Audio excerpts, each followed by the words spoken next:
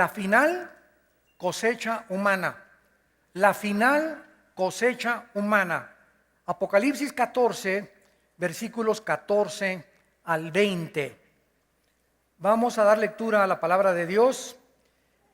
Y dice la Biblia: miré, y he aquí una nube blanca, y sobre la nube uno sentado, semejante al Hijo del Hombre, que tenía en la cabeza una corona de oro, y en la mano una hoz aguda. Y del templo salió otro ángel, clamando a gran voz al que estaba sentado sobre la nube: mete tu hoz y ciega, porque la hora de cegar ha llegado, pues la mies de la tierra está madura. Y el que estaba sentado sobre la nube metió su hoz en la tierra, y la tierra fue cegada. Salió otro ángel del templo que está en el cielo, teniendo también una hoz aguda. Y salió del altar otro ángel que tenía poder sobre el fuego, y llamó a gran voz al que tenía la hoz aguda, diciendo: mete tu hoz aguda y vendimia los racimos de la tierra, porque sus uvas están maduras. El ángel arrojó su hoz en la tierra y vendimió la viña de la tierra, y echó las uvas en el lagar de la ira de Dios. Y fue pisado el lagar fuera de la ciudad, y del lagar salió sangre hasta los frenos de los caballos, por 1,600 estadios. La cifra 1,600 estadios, a los que les interese, equivalen a 320 kilómetros. 320 kilómetros ensangrentados. Desde luego que está hablando de la guerra del Armagedón. Muy bien. Una de las verdades más grandes que la Biblia nos presenta es que Dios nos creó con un libre albedrío. No nos creó robots, nos creó como personas, como agentes morales responsables de nuestras decisiones. Cada decisión que tú tomes, cada decisión que yo tome, es para bien o para mal. Las decisiones que tomamos tienen consecuencias todas, para bien o para mal. Dios nos perdona el que tengamos o el que hagamos malas decisiones, pero las consecuencias y la cosecha de esas decisiones las tenemos que recoger. Dios nos perdona el pecado, pero la cosecha, repito, la tenemos que recoger. Una muchacha se embaraza fuera del matrimonio y le pide perdón a Dios por el pecado de fornicación, por el cual está embarazada. Dios la perdona, pero va a cargar con su paquetito. Va a perder la escuela, va a tener que salirse de la escuela, va a ser objeto de burla, de vergüenza durante algunos meses. En fin, ¿verdad? Las consecuencias las va a tener que pagar. Y muchas veces las consecuencias duran años. Hay personas que han pecado tan fuerte que todavía tienen 4 o 5 años recogiendo cosecha de su pasado. Ya Dios los perdonó, pero las consecuencias produjeron cosas tremendas que tenemos que recoger. Entonces la Biblia nos muestra que al final de la historia humana habrá una cosecha de parte de Dios. Ahorita nosotros vemos el mundo depravado, telenovelas inyectando veneno, así veneno puro a los hogares, infectando los matrimonios, infectando a los jóvenes, haciéndonos creer que lo que vemos en las telenovelas o en el cine o en las revistas es la vida o es la realidad, y que así podemos nosotros vivir también. El mundo ya está ahorita casando hombres con hombres, mujeres con mujeres, etcétera, etcétera. Bueno, el mundo se encuentra en una depravación donde Dios está enojado con nosotros. Y por eso tsunamis, la naturaleza se vuelve contra nosotros, problemas, terremotos, huracanes, tifones, inundaciones, y nos preguntamos: ¿por qué Dios? ¿Por qué? Por lo que hemos hecho. Todo lo que nosotros estamos sembrando en los años pasados y sembramos, lo estamos recogiendo en la generación que nosotros estamos viviendo. Por eso es tan importante comenzar a sembrar la buena semilla. El Señor Jesucristo, de acuerdo a la Biblia, va a regresar a meter una hoz. Esta ilustración es usada porque si tú fuiste ranchero, conoces algo de las granjas, se recoge siempre y con una hoz, es como una hoz, como un cuchillo en forma de medio círculo, filosísimo, que le haces así, tiene un mango, y comienzas a cortar la cosecha. Entonces Dios va a venir y va a comenzar a cortar la cosecha y va a comenzar a separar la cizaña del trigo hasta que Él regrese. Van a recoger todos los que creyeron en Él las bendiciones de Dios. Y todos los que creímos en Cristo en ese tiempo vamos a saber que valió la pena haber creído en Cristo. Valió la pena haber abandonado el pecado. Valió la pena haber sido honesto en nuestros negocios. Valió la pena los sacrificios que hicimos por Cristo y valió la pena la persecución que muchos sufrimos por causa de Jesucristo. Cuando Él regrese al mundo, el mundo sabrá que Él es Dios. Sin embargo, para otros, y ojalá que no sean muchos de ustedes que nos ven, será demasiado tarde, porque su regreso ya no es para salvar. Él viene para juzgar y para condenar a los impíos. Ya su gracia fue en la cruz, vino como Salvador, no vino para condenarnos.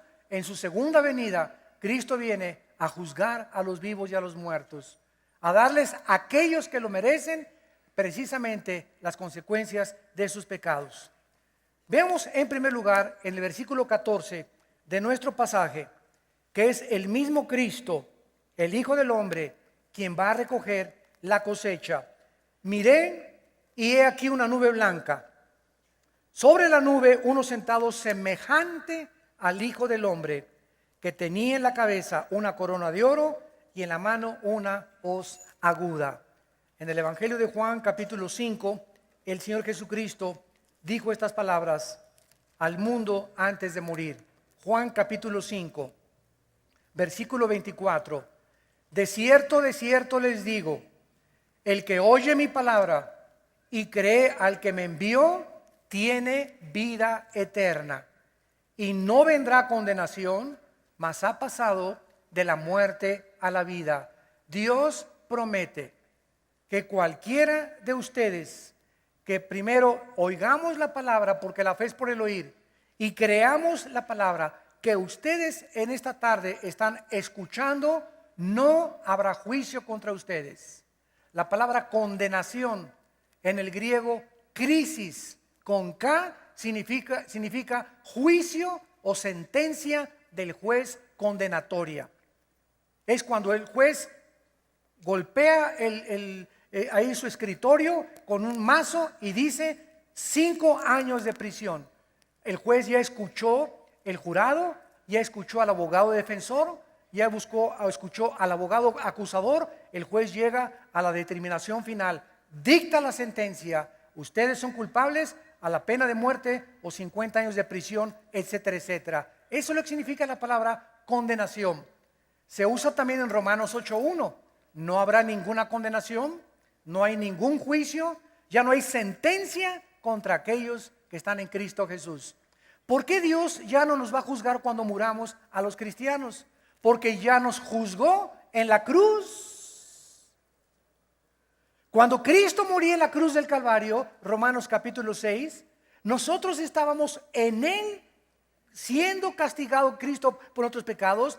Cristo, al morir Cristo, nosotros morimos con Cristo. Al ser enterrado Cristo, somos enterrados con Cristo. Y cuando Cristo es resucitado, resucitamos con Él. Esto es algo que trasciende nuestro entendimiento, pero Él ya pagó nuestros pecados, ya fuimos juzgados en el momento de creer. Ahora Dios dice, hijo e hija, tú eres culpable y yo, el juez cósmico del universo, te declaro inocente. Justificados por la fe, tenemos paz para con Dios por medio de Jesucristo. Esta es la razón por la cual la salvación no se puede perder, porque ya la sentencia fue dictada. Ya no puede haber nadie, dice Romanos 8, ¿quién podrá condenarnos cuando Él nos justificó? ¿Pero quién nos podrá separar del amor de Cristo? ¿Los ángeles? ¿El pecado? ¿La desnudez? ¿El hambre? ¿La persecución? Ante todas estas cosas somos más que vencedores. Cuando alguien dice que la salvación se pierde si después de Cristo yo me porto mal, entonces le digo, ¿verdad? Tú sigues creyendo la doctrina romana. Esta es una enseñanza que viene de Roma, que se infiltró a las iglesias cristianas. En Roma se cree que Cristo salva, más los sacramentos. Cristo salva, más las buenas obras. Y si no te portaste lo suficiente bien, hay un purgatorio. Y ahí en el purgatorio vas de acuerdo a Roma, a purgar 10,000, 20,000 años, para que ya que estés bien limpiecito, ya que el fuego te quemó todo, ya puedes pasar al cielo. Bueno, ¿verdad? Eso no está en ninguna Biblia, ni en la Biblia del Mormón tampoco. Entonces, esa doctrina entró a la iglesia cristiana, que está bien, yo necesito a Cristo, pero después de Cristo necesito portarme bien. Sí, claro que necesitamos portarnos bien, pero no para salvarnos. Nuestras obras van a ser el fruto de nuestra salvación, no el medio de nuestra salvación. Porque después de recibir a Cristo, las obras que hacemos, las obras las hacemos para demostrar que somos cristianos, porque somos hechura suya, creados en Cristo Jesús para buenas obras, las cuales Él preparó para que anduviéramos en ellas. Efesios 2:10. Pero no digas que después las buenas obras están contribuyendo a la salvación, porque entonces la fórmula sería gracia más buenas obras igual a salvación. Y al llegar al cielo le decimos a Pedro, déjame entrar, Pedro. ¿Por qué? Te contesta Pedro y le dices, porque por la gracia de Cristo me salvó, pero aparte me porté bien, Pedro. Entonces hay obras que contribuyeron a la salvación de Cristo. O sea, me estás diciendo que el sacrificio de Cristo estuvo incompleto, que solamente Cristo te perdonó tus pecados pasados, no los presentes ni los futuros. Y la Biblia dice que nos perdona los pecados pasados, presentes y futuros. Además, la pregunta es, ¿quién no va a morir en pecado? Ni Santa Gertrudis. Todos tenemos que morir algún pecado. A lo mejor te enojas y ataca el corazón contra la esposa y vieja esto y pum, das el azotón. ¿Y eres cristiano que te vas al infierno? Pues no, ¿verdad? ¿Por qué? Porque alguien ya pagó por tus pecados. Si no, tendría Cristo que volver a morir para pagar por tus pecados. Podemos agarrar ahorita la carretera y chocar y morirnos, y a lo mejor hoy no le pedí perdón a mi esposa, o hiciste algo ayer, o eres una tranza y viste una cosa y no hiciste algo bueno y te mueres, te vas al infierno. No, ¿por qué? Porque por la gracia de Dios nos dio una salvación eterna, pero vas a perder en la otra vida recompensas. Vas a perder en esta vida bendiciones. Y además, si eres cristiano y toda tu vida es portarte mal, ni siquiera eres cristiano, porque fuimos creados para buenas obras. ¿Está claro? Más les vale. Bueno, aquí en Juan capítulo 5, Cristo está diciendo claramente que no hay juicio, sino que hemos pasado tiempo pretérito de muerte a vida. Una vez que ya somos sellados con el Espíritu Santo, ya no puedo perder la salvación, ya no puedo regresar a la muerte otra vez. El sello del Espíritu no se me puede quitar y me regreso a la muerte y no, mejor me arrepiento y otra vez vuelvo a nacer de nuevo. Digo, por favor, ¿verdad? Bueno, no vamos a discutir esto mucho tiempo, pero es importante aclararlo. Y Cristo dice aquí en el versículo 25, de cierto les digo, viene la hora.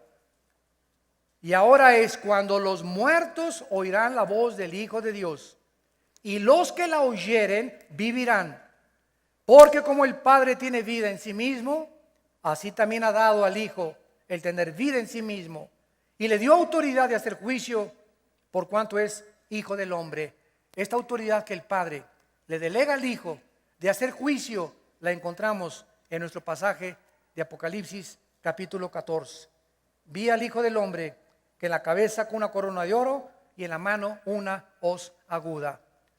Veamos en Mateo capítulo 13 la parábola que Cristo describió acerca del juicio final, y la cual está llena de una profundidad increíble de la forma como Dios opera.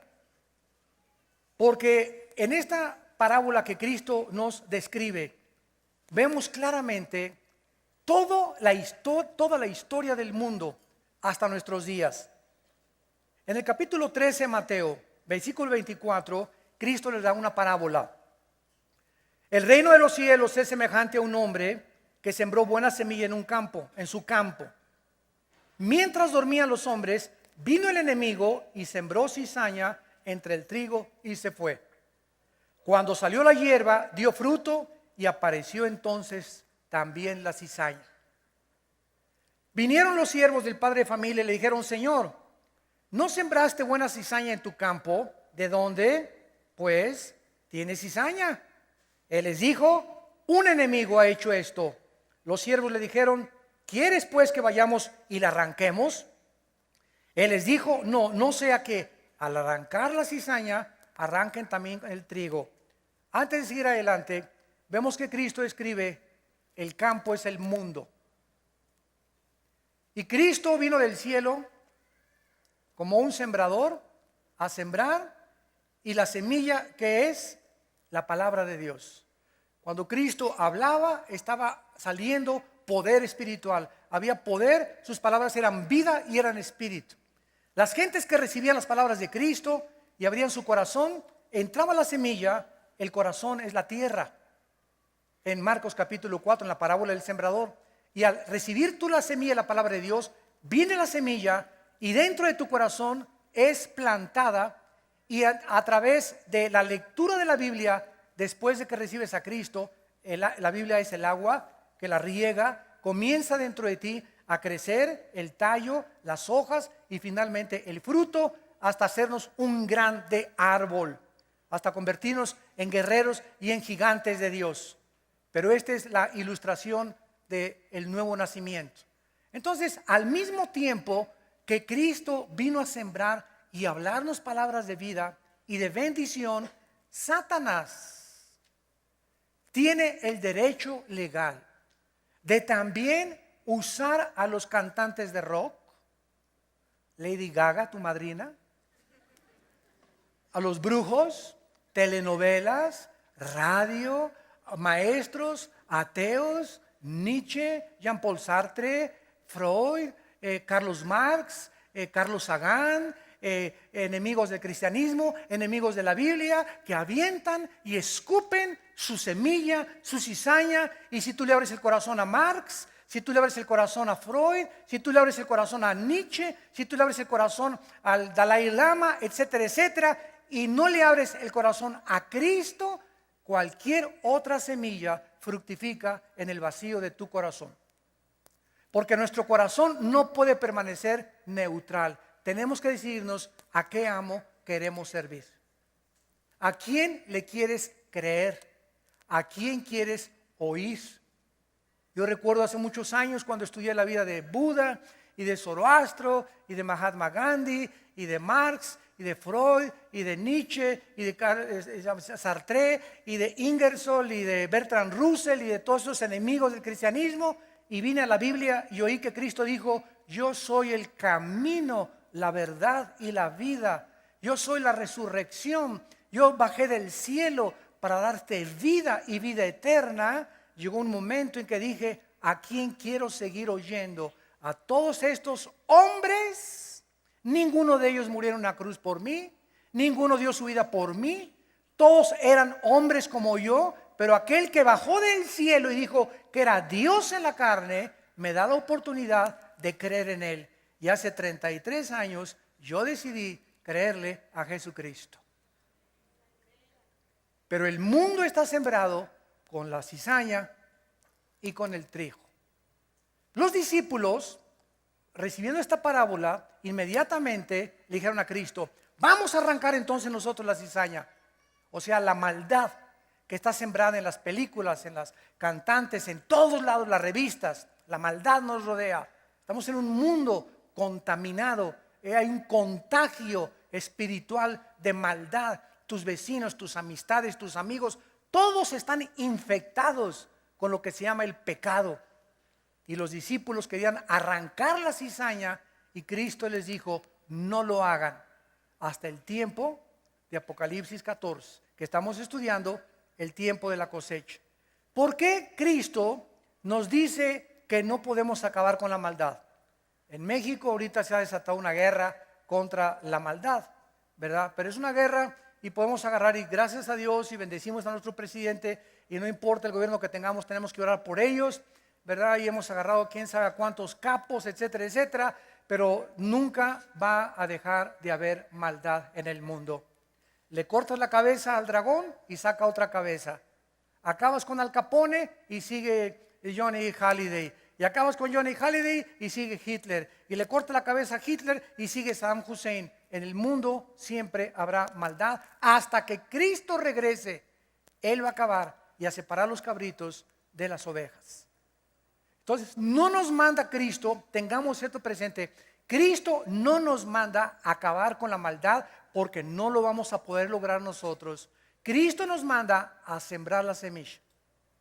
En el mundo de maldad, hablar palabras de vida, hablar palabras de bendición, el mensaje del Evangelio de la gracia de Dios, sembrar la semilla en el mundo entero para que entre el medio de la maldad nazcan los árboles de Cristo y podamos nosotros de esta manera separar los buenos de los malos. Hace muchos años he venido escuchando desgraciadamente esta opinión. Ojalá tuviésemos un presidente cristiano. Por la televisión en muchos programas oigo, yo quisiera que tal país de Sudamérica tuviera un presidente cristiano. El otro día un predicador dijo, muchos de ustedes van a ser presidentes en su país, como si eso fuera la solución. ¿Y qué? Si tenemos un presidente cristiano, ¿qué? ¿Va a acabar ya, a terminar, va a ser México cristiano? Si Ecuador tiene un presidente cristiano, ¿va a ser Ecuador cristiano? Él necesitaría un presidente cristiano y toda la Cámara de Legisladores cristianos. Por favor, Virgen de los Remedios. Un solo hombre no puede hacer nada. No puede cambiar las leyes porque es una república, porque es una democracia. Entonces no es la solución, gracias a Dios que un presidente sea cristiano, pero no significa que sea un Mesías, ni que es la solución para el país, como muchos siguen insistiendo. Hay hasta pastores que conozco que están dejando el pastorado por lanzarse a la carrera política, de senadores o diputados o hasta la presidencia en países sudamericanos. Cuando no es más grande la influencia desde el púlpito que desde el gobierno, nosotros podemos desde aquí, desde el púlpito, tener más influencia con el mundo y cambiar más las cosas que teniendo un puesto político, donde no vas a cambiar nada, porque lo que cambia es el Evangelio de Cristo. Entonces tenemos que poner los pies en la tierra, tenemos que madurar, tenemos que ver la perspectiva que tiene Dios. No vamos a acabar con la maldad, pero tenemos nosotros que mientras vivimos sembrar la buena semilla. Y entonces seguimos leyendo, dice el versículo 30 de Mateo 13, dejen crecer juntamente lo uno y lo otro hasta la siega. No podemos, ni nos mandó Cristo acabar con la maldad, ni el mundo va a acabar, ni la iglesia va a conquistar el mundo, ni la iglesia va a establecer el reino de Dios. Hasta que Cristo regrese, Él establecerá su reino físico milenial y Él terminará con la maldad. Mientras tanto, está creciendo la cizaña junto a nosotros y la tienes junto a ti y atrás de ti y al lado de ti ahorita en esta iglesia. Todas las iglesias cristianas del mundo, cristianas, son una mezcla. Nosotros y todas las iglesias cristianas, aquí en esta iglesia hay cizaña y hay trigo. Así que no te desilusiones, ni te decepciones. El hermano me transó, o el hermano me hizo, no era hermano, cámbiale el nombre. No era hermano, porque si fuera hermano, ¿verdad? Él te pagaría y se comprometería, etcétera, etcétera. Pero no creas que todos los que están aquí, puedes hacer negocios con ellos hasta que tú estés seguro de que son cristianos. Pregúntale a tu pastor si Juan Camanel, que te propuso un negocio, realmente vale la pena invertir con él en el negocio, porque aquí estamos infiltrados de cizaña y en todas las iglesias del mundo. Hay muchos de ustedes que han venido a la iglesia y no se han decidido, ni han cambiado su corazón, ni han transformado su vida, ni han dado fruto, y cuando venga Cristo meterá la hoz y serás cortado juntamente con los malos. Pero la iglesia es una mezcla de cizaña y de trigo. No todos tienen, ¿verdad? Aunque tengan cara de San Patricio, Tadeo de las manzanas, no es realmente la cara que tú veas. Cuídense de las apariencias. Tú tienes que tratar a una persona, a tu novio 6 meses, 1 año, a tu novia 6 meses, 1 año. No te confíes con la cara de angelito que tiene o de angelita que tiene. Tenemos que tener cuidado para hacer negocios, para tener amistades, porque la gente no es como la vemos. La gente se pone máscaras, porque hasta que tú realmente conoces a alguien sin máscara, como es, donde te puedes acercar con él, confiar con él, depositar tu confianza en él, sabes que no te ha defraudado, sabes que ha estado contigo en las buenas y en las malas, hasta ese momento tú sabes que esa persona es de tu confianza. No puedes antes confiar en nadie. ¿Por qué? Por la cizaña que está sembrada y disfrazada de trigo en medio de nosotros. Y dice Cristo en esta parábola, cuando ya toda la gente se fue, versículo 36 de Mateo 13, les explica la parábola a Cristo. Y dice, despedida la gente, vemos que los misterios de Dios no los puede entender la gente del mundo. ¿Verdad? La Biblia es para la familia de Dios, no para los vecinos. Si yo voy en la calle y me encuentro una carta, querido Chencho, me jates y te cuites y me dejates. Espérame, Chencho, bueno, esta carta no es para mí, es para Chencho, está dirigida a Chencho. Entonces, la Biblia es una carta que Dios nos dejó a nosotros. Y viene la gente del mundo, no, esto no es para mí, no lo entiendo. Guerras, sangres, contradicciones, porque no es para ellos, por eso no lo entienden. Pero cuando entra el Espíritu Santo a nuestra vida, nos corre los velos, la venda de los ojos, y comenzamos a entender la Biblia poco a poco, y comienzo a entender que estas palabras, estas promesas, esta paz que me da estas palabras son para mí, porque comienzan a hacer efecto en mí, comienzan a transformar mi vida, a cambiar mi vida, a llenarme de un amor que yo no tenía, de una paz que yo no tenía, porque esta carta fue escrita para mí, porque soy hijo de Dios. Esta es la razón, vuelvo a repetir, por la cual Cristo, cuando iba a explicarles la Biblia a los discípulos, despedía a la gente y se quedaba con ellos. Despedida a la gente, dice Mateo 13, cuando ya se fueron todos, acercándose entonces Jesús a los discípulos le dijeron, explícanos la parábola de la cizaña del campo. Respondiendo, él les dijo, el que siembra la buena semilla es el Hijo del Hombre. ¿Dónde está el Hijo del Hombre ahora? En el cielo y en tu corazón. ¿Correcto? Amén. Muy bien. Si está dentro de ti, ¿estás tú sembrando? Porque nuestra misión es sembrar. En otras palabras, ¿a quién en la última semana le has hablado de Cristo? ¿A quién le has compartido el mensaje de la gracia de Dios en los últimos 3 días? ¿A cuántas personas de tu oficina o de tu trabajo saben que tú eres cristiano porque te ven con la Biblia y en un momento les has dicho, déjenme leerles el Salmo 23? O permítame leerles este pasaje y explicárselos. ¿Lo has hecho? Entonces, si tú te llamas cristiano y tú no estás haciendo la función de un cristiano, que es sembrar la palabra de Dios, quiero decirte que la semilla no está en ti. No tienes al Hijo del Hombre, porque el Hijo del Hombre vino para que nosotros nos reproduciéramos y pudiéramos continuar haciendo la obra que Él hizo mientras estuvo en la tierra. Entonces les dijo, el que siembra la semilla es el Hijo del Hombre, el campo es el mundo. No solamente aquí nuestra iglesita, no solamente Tlatelolco, ni Tlanepantla, ni México, ni el Estado de México. El campo es el mundo. Y nos mandó Dios influenciar el mundo. Pero yo no soy misionero, hermano. Yo no soy profeta, ni apóstol, ni maestro. Yo soy mecánico, carpintero, licenciado, doctor, etcétera, etcétera. La única forma en la que tú crees que puedes influenciar el mundo, aunque no tengas que ir al mundo, es ayudando a los que van al mundo económicamente con tus diezmos y ofrendas. ¿Por qué nosotros en Vida Nueva hemos ya llegado a más de 70 países? ¿Por qué tenemos ya misioneros en Chile, en Bruselas, Bélgica, en Denver, Colorado, en Jerusalén, en Italia? Gracias a ustedes. A los que no pueden ir, pero pueden ustedes sembrar y ese dinero se los mandamos a ellos para sostenerlos a ellos. Entonces no tienes que ser misionero ni pastor para ir al mundo. El día de los premios y las recompensas, Dios te va a llamar.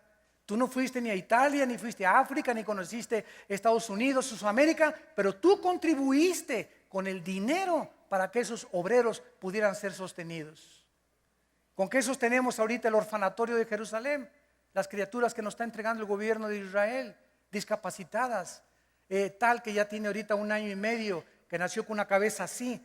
Ya ahorita se le redujo la cabeza, gracias a Dios. Mijal, nuestra niñita hebrea, que también tenemos ahí, los niños musulmanas que nos están llegando, lo estamos haciendo gracias a ustedes.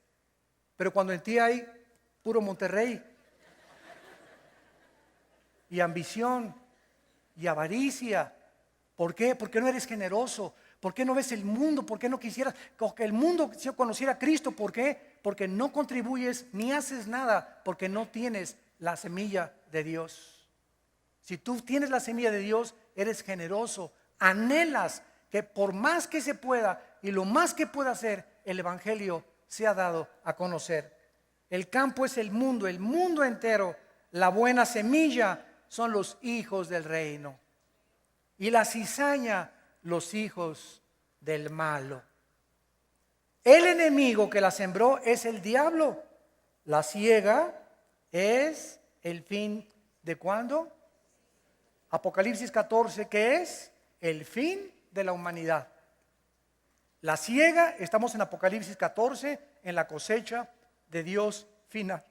Es el fin del siglo, el fin de la era. Y los segadores son los ángeles. De manera que como se arranca la cizaña y se quema en el fuego, así será en el fin del siglo. Enviará el Hijo del Hombre a sus ángeles. Recogerán de su reino a todos los que sirven de escándalo o de tropiezo y a los que hacen iniquidad, y los echarán en el horno de fuego. Allí será el lloro y el crujir de dientes. Entonces los justos resplandecerán como el sol en el reino de su Padre. El que tenga oídos para oír, oiga. Regresamos a nuestro pasaje de Apocalipsis capítulo 14 y en penúltimo lugar, vemos nosotros pues que vienen los ángeles y comienzan a cosechar, comienzan a cortar toda la cizaña que está sembrada en el mundo. Y el hecho que ahorita Dios no acabe con la maldad no significa que no va a haber un tiempo en el que Dios terminará con la maldad. ¿Por qué Dios no se acaba con el diablo? ¿No te lo has preguntado? Una vez en un desayuno saliendo en el elevador, me acuerdo que se acercó un señor enojado. ¿Dios es poderoso? Sí, le dije. ¿Y por qué no acaba con el diablo? Le dije, dele gracias a Dios porque comenzaría con usted. ¿No? Y se quedó así, pues ya no me pudo contestar, ¿verdad? Pues sí, o sea, aquellos que, ¿por qué yo no acabo con la maldad? ¿Verdad? Examínate, pues no te conviene que acabe todavía, sino que Dios es paciente, esperando que los hombres vengan al arrepentimiento. Entonces, el hecho que Dios todavía no acabe con la maldad y el hecho que parezca que la maldad está gobernando el mundo y dominando el mundo, no significa que no hay un día de la cosecha, que es el que estamos tratando en Apocalipsis capítulo 14 y el que trató Cristo en la parábola del sembrador.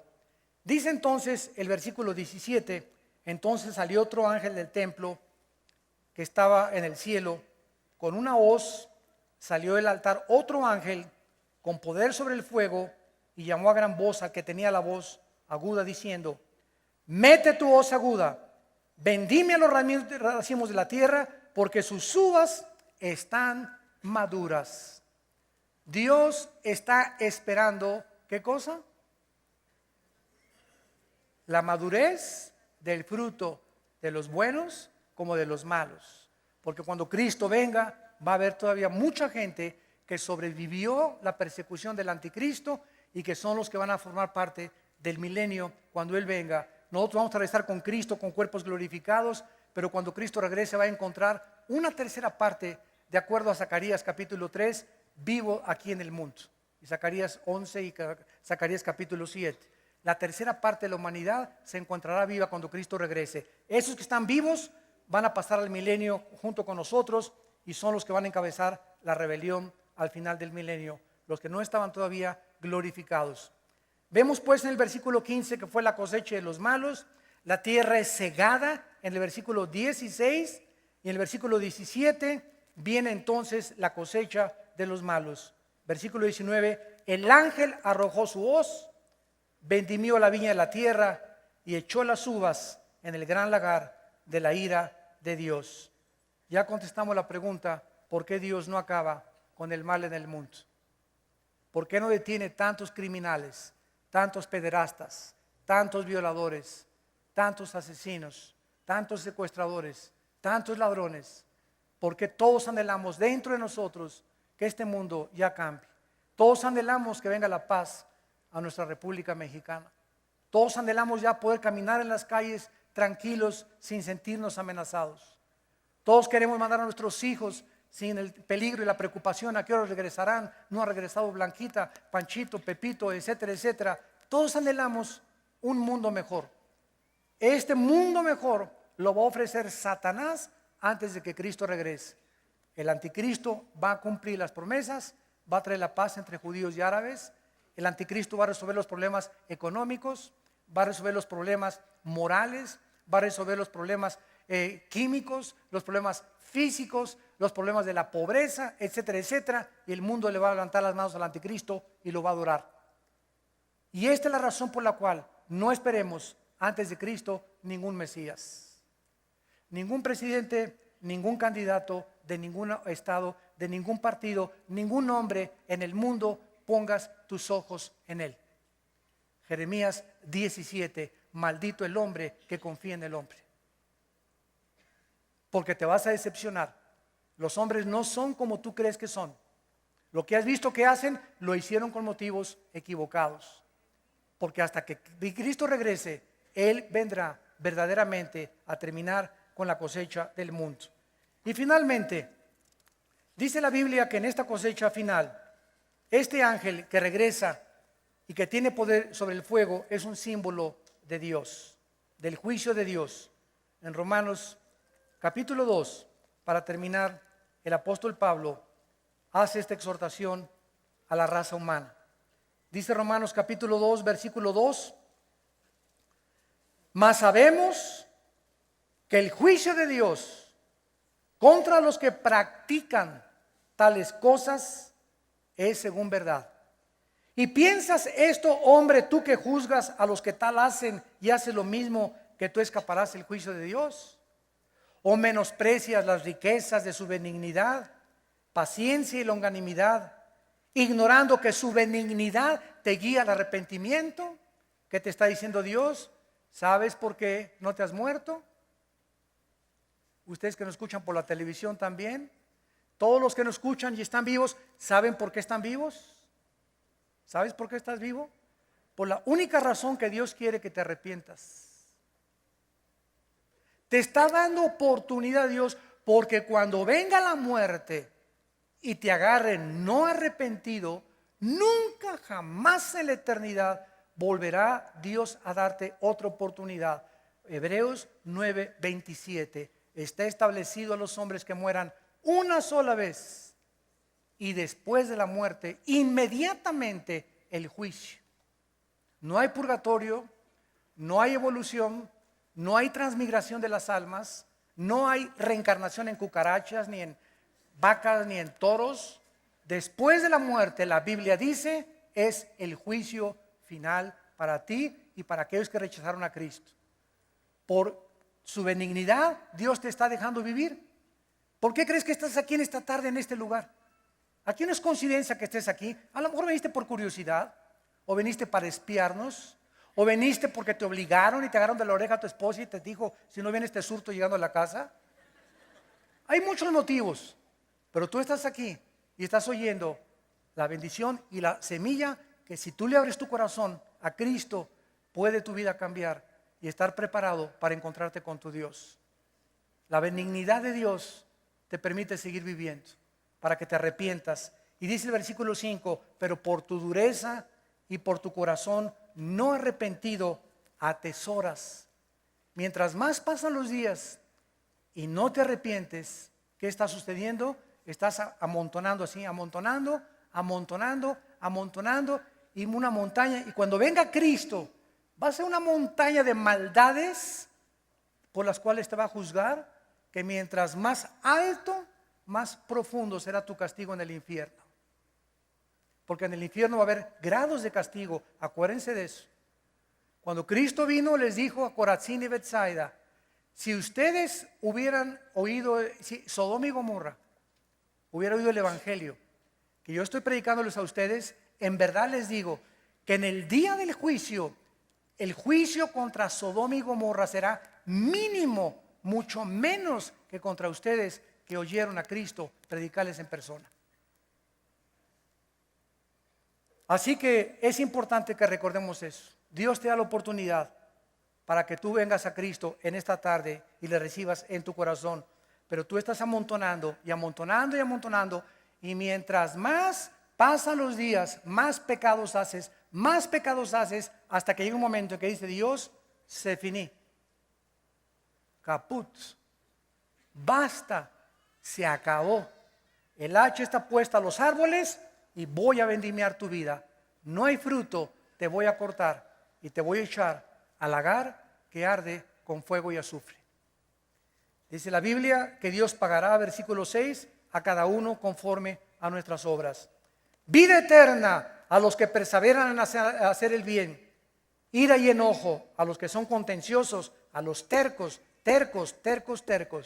contentiosos, discuten y alegan y se defienden y no quieren a Cristo y no obedecen a la verdad, sino obedecen a la injusticia.